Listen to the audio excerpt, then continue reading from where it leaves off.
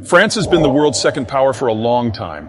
After the Charlemagne Empire, Paris always found itself on the back foot against the Arabs, the Italians, the Spanish, the English, the Germans, the Americans. When America created a global system, freezing geopolitics in place, France could only be a cog in the machine. The French kept most of their production in-house, protecting their domestic market. Their economy barely even Europeanized. The French military maintains a strong capacity for independent action. With the order's end, history thaws. Without the global order, the French economic model will still work. Paris maintains reasonably good working relationships with the Americans, the British, the Dutch, the Spanish, the Italians, the Germans, even the Russians. Their position is why most European treaties are signed in Paris. France is emerging as the only significant European power with a sustainable domestic system and no strategic entanglements, leaving it free to shape Europe in its own image and perhaps in lands beyond.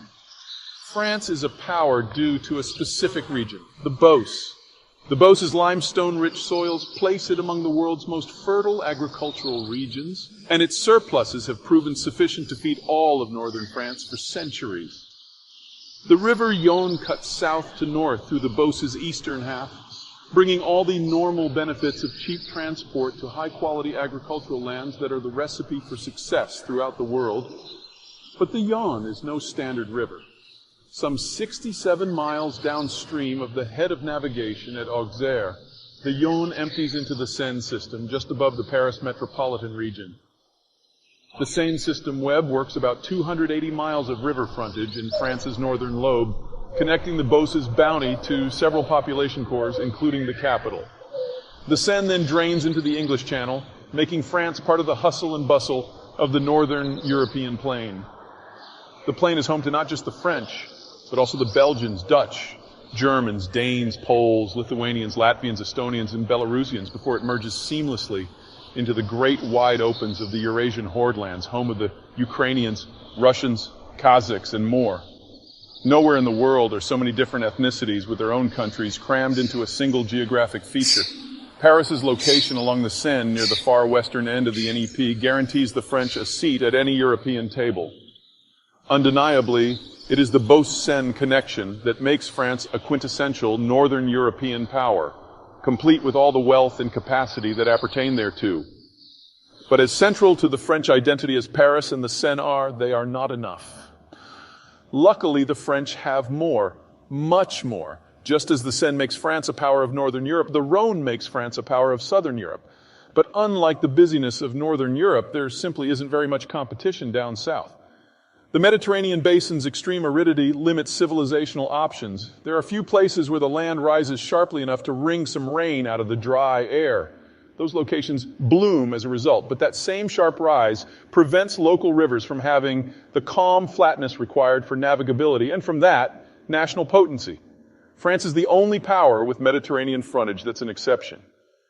Undeniably, it is the Beauce-Rhone connection that makes France a quintessential Mediterranean power, complete with all the wealth and capacity that comes with that stature. Tickling the Beauce's southern edges flows yet another river, the Loire, the River of Kings. In many ways, the Loire Basin serves as France's window out of the old world, enabling it to be a player on a far larger stage than merely Europe. And these aren't even all of France's rivers. The Meuse enables the French to dominate much of Belgium. The Moselle is a tributary of a border river, the Rhine, that enables French influence into both Germany and the Netherlands. Follow the Rhone upriver, and one ends up in Switzerland, giving the French a clear path to the heart of Europe's supposedly neutral power. The Garonne is navigable all the way upstream to Toulouse, a mere 100 miles from the Mediterranean coast, increasing French influence over countries south, while also creating a river and road shortcut that negates the need for the long sail around Iberia. Even the arrangement of France's rivers encourages her onward. The navigable flows of the Seine and Loire are close enough together to cradle all of northwest France. Perhaps a better verb would be smother. Somewhat rugged regions like Normandy and Brittany would normally be too remote from the river zones to be assimilated easily and thus be likely to turn rebellious. Even the shape of France, in essence a knob near the end of the European peninsula, helps. France's frontage on the English Channel, Bay of Biscay, and the Mediterranean gives it a mild marine climate, far more typical of an island. Compared with the bulk of Europe, France is warmer and wetter, while also experiencing less extreme seasonal variations. With the exception of the highlands of the massive central, all of France is firmly temperate. France even has pretty good borders. On France's southern and southeastern borders jut the Pyrenees and Alps, both replete with peaks so sharp they have permitted little direct land contact with the Iberian and Apennine peninsulas throughout recorded history. Even France's borders on the invasion-happy corridor of the northern European plain are somewhat circumscribed. To France's northeast, a series of densely forested foothills push from the Alps nearly to the North Sea coast, making this Belgian gap the northern European plain's narrowest point. France's many rivers distribute the Beauce's bounty far and wide. They serve as arteries for commercial interests. They entrench the French national identity. They encourage power projection in three wildly different directions into three wildly different regions: the Channel and North Sea, the Mediterranean and the Middle East, and the Bay of Biscay and the New World. They shelter France in the most defensible position possible on the northern European plain while still enabling the French to take advantage of all the opportunities the plain can provide. And as geography doesn't change, those opportunities have existed for a long time. The French have arguably the longest tradition of operating as a cohesive culture vis-a-vis their location of any people on Earth.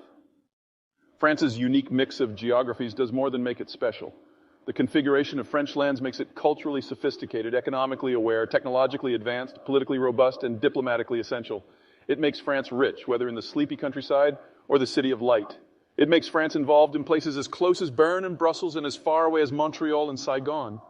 It grants the French a deep understanding of how the pieces fit together and what levers need to be pulled to achieve this or that result. It makes France a superpower, and a durable one at that. In short, the place was ready to blow. Think of the virus of American democracy upon this system as less the systemic disruptor and more the proverbial straw. It got pretty ugly. The French Revolution didn't simply behead the royal family. Its subsequent terror introduced Western civilization to populism of the ugliest sort, mobs large and small literally burning down the ancien regime, complete with impromptu execution tribunals so prolific that there were occasional basket shortages because so many heads needed to be caught. Things like this happen when ossified cultural, military, and economic norms melt away in a few short months. What emerged from the detritus in the French terror's aftermath, however, wasn't simply a reborn France, but something fundamentally new: nationalist France. From a geopolitical point of view, nationalism's defining characteristic is its capacity to better harness national power. Medieval feudalism splits capacity among the royals, the nobles, and the peasantry, with loyalty within and among the three largely determined by a system of bribes and threats. It works, but is wildly inefficient. In contrast, nationalism fuses ethnic identity directly to a centralized governing system, both eliminating the middleman and making loyalty part of the governing rationale. Such organizational slimming funnels more resources, financial and labor, in particular to the one government that rules it all. Nationalism took root quickly, in no small part because France's rivers enabled the quick transmission of ideas. A single horrific bloodbath to annihilate the economic and political classes of the medieval order, and France was off to the races. The question quickly became what to do with all those newly concentrated resources. Nationalism suggests the answer. Because the nation state is rooted in ethnicity, not everyone qualifies as people. Sitting not so comfortably on the other side of the 20th century, you probably see where this is going.